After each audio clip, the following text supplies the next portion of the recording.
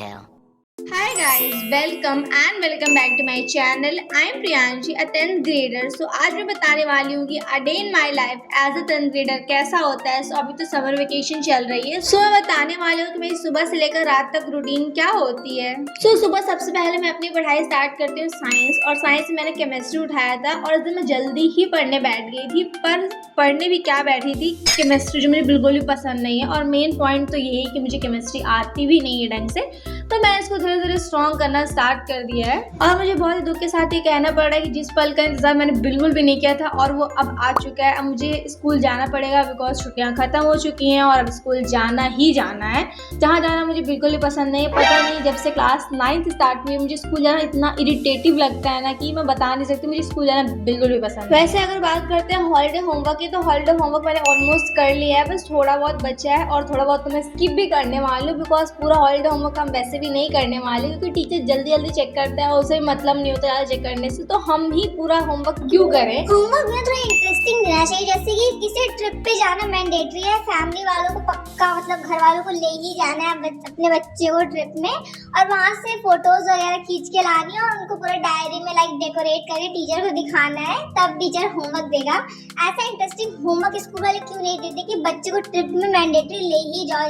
जैसे दूसरे स्टेट ले जाओ या फिर कहीं भी ले जाओ, थोड़ा दूर ले जाओ पर अच्छी जगह. बट ऐसा होमवर्क कोई देता नहीं. देते भी क्या है, फाइल और पत्ती वगैरह चिपकाने के लिए दे देते हैं और डायग्राम वगैरह बनाओ. यार वो सब तो हम कर ही लेंगे. So, जैसा कि मैंने बताया था कि मैं ओसवाल बुक्स की क्वेश्चन बैंक का रिव्यू अपने लॉन्ग वीडियो में दूंगी बिकॉज ये बुक्स इतनी ज़्यादा अमेजिंग है कि इनका शॉर्ट वीडियो में रिव्यू देना पॉसिबल ही नहीं है. सो सबसे पहले मैंने ऑर्डर करी थी ओसवाल की क्वेश्चन बैंक्स, जिसमें मैंने पूरा सेट ऑर्डर करा था. मुझे सारी क्वेश्चन बैंक्स रिसीव हो गई थी कुछ दिन पहले. और ये बुक बहुत ज़्यादा अमेजिंग है. इनकी पेपर क्वालिटी, बुक की क्वालिटी 10 on 10 है. और ये बुक्स बहुत ज़्यादा कलरफुल है कि इंसान का पढ़ने का मन कर ही जाएगा किसी ना किसी तरह. हम मैथ और साइंस के लिए अलग से फॉर्मूला शीट बनाते हैं, पर हमें इन बुक्स के साथ फॉर्मूला बूस्टर देखने को मिलता है जो हमारे लिए बहुत ज़्यादा हेल्पफुल है. हमें अलग से कोई फॉर्मूला शीट बनाने की जरूरत नहीं, इनके साथ में ये आता है. यही सेम चीज़ हमें मैथमेटिक्स के साथ भी देखने को मिलती है. इसमें हमें फॉर्मूला बूस्टर मिलता है जो हमारे लास्ट मिनट रिविजन के लिए तो बहुत ज़्यादा हेल्पफुल है. और हमें अलग से दिमाग लगाने की भी जरूरत नहीं कि ये फॉर्मूला लिख लें, वो फॉर्मूला लिख लें. इसमें सब कुछ लिखा हुआ है.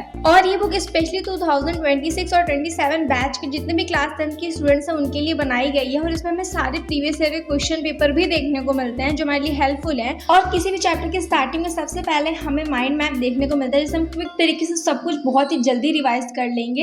एंड देन उसके बाद हमें उसी चैप्टर के डिटेल नोट्स देखने को मिलते हैं. और इन डिटेल नोट्स से भी हम चैप्टर को रिवाइज कर सकते हैं और इसमें से हम अपने नोट्स भी बना सकते हैं. वैसे नोट्स बनाने की कोई नीड नहीं है, इसमें कोई डिटेल नोट्स है, हम इनसे अच्छी तरीके से रिवाइज कर सकते हैं. और क्विक तरीके से रिवाइज करने के लिए हमारे पास माइंड मैप है ही.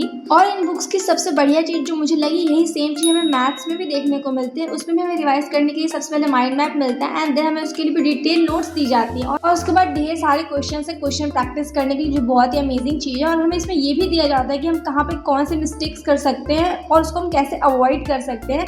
और ये चीज़ भी रियल में काफ़ी ज़्यादा अच्छी है कि हम बहुत ही छोटी छोटी मिस्टेक्स करके आते हैं अपने क्वेश्चंस में. आफ्टर दैट हमें इसमें बहुत सारे कॉम्पिटेंसी फोकस क्वेश्चंस भी देखने को मिलते हैं जिनकी प्रैक्टिस करना हमारे लिए बहुत ज़्यादा इंपॉर्टेंट है. और इसके बाद हमें चैप्टर के एंड में सेल्फ प्रैक्टिस के लिए क्वेश्चन पेपर देखने को मिलता है चैलेंज जोन सबसे पहले तो. और उसके बाद योर टर्न करके क्वेश्चन पेपर टाइप पूरा होता है, उसे हमें करना होता है. और उसके बाद भी हमें एक क्वेश्चन पेपर मिलता है सेल्फ असेसमेंट पेपर, जिससे हम अपनी प्रिपरेशन को बूस्ट कर सकते हैं. और उसके बाद हमें ट्रेंड एनालिसिस देखने को मिलता है जिससे हम ये एनालिसिस कर सकते हैं किस ईयर में कितने क्वेश्चंस आए और अपना पेपर भी प्रिडिक्ट कर सकते हैं इसकी हेल्प से कि किस चैप्टर से कितने क्वेश्चंस आएंगे.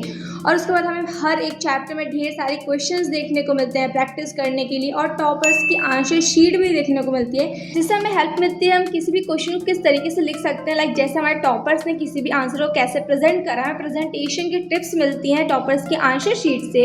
एंड देन हमारे पास एक separate competency focus question book इसमें हमें क्वेश्चन देखने को मिलते हैं सोशल साइंस के एंड मैथमेटिक्स के कॉम्पिटेंसी फोकस क्वेश्चंस, जिनकी हेल्प से हम अपनी प्रिपरेशन को बहुत ही नेक्स्ट लेवल ले जा सकते हैं. उसमें बहुत ही अच्छे लेवल के क्वेश्चंस देखने को मिलते हैं. If you want to purchase these books you can use my coupon code Priyanshi30, जिससे तुम्हें 30% का डिस्काउंट मिल जाएगा इन बुक्स में. केमिस्ट्री का लेक्चर कंप्लीट करने के बाद और उसकी नोट्स कंप्लीट करने करने के बाद मैंने कुछ इंपॉर्टेंट नोट्स बनाई थी केमिस्ट्री से रिलेटेड, जिससे मैं अपने केमिस्ट्री को स्ट्रॉन्ग कर सकूं। एंड देन उसके बाद मैंने ब्रेक लिया था। देन उसके बाद मैं मैथ्स का लेक्चर नंबर 1 कर रही थी चैप्टर 4 का, और बस मैंने इस दिन यही करा था। इसके अलावा मैंने कोई पढ़ाई नहीं की। So that's all for today's vlog. I hope you like this one, so make sure to subscribe. Bye.